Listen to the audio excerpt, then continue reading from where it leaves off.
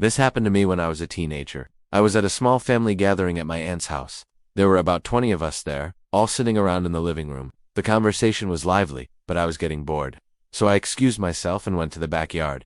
I sat down on a nearby grave.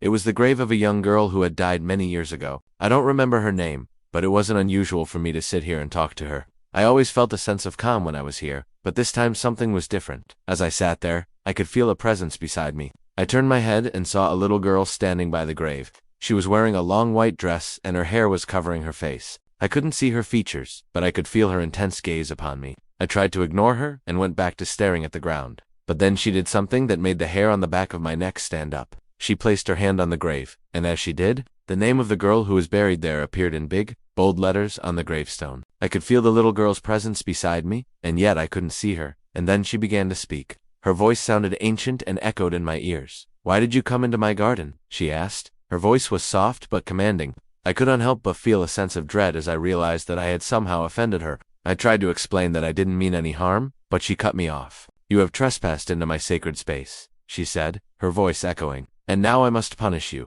With that, she vanished. I didn't know what to do. I got up from the grave and ran inside, bursting through the back door. Everyone in the living room looked at me in surprise as I stood there catching my breath. I couldn't tell them what had happened. I was afraid they wouldn't believe me. I just told them that I needed some fresh air and went back outside. I sat down on one of the patio chairs and tried to calm myself down. What had I done to deserve this? I wondered, had I really offended a ghost? I sat there for a while, listening to the wind and the birds, trying to forget what had happened. But I couldn't shake the feeling that I was being watched. I slowly got up and went back inside. I haven't been back to that house since.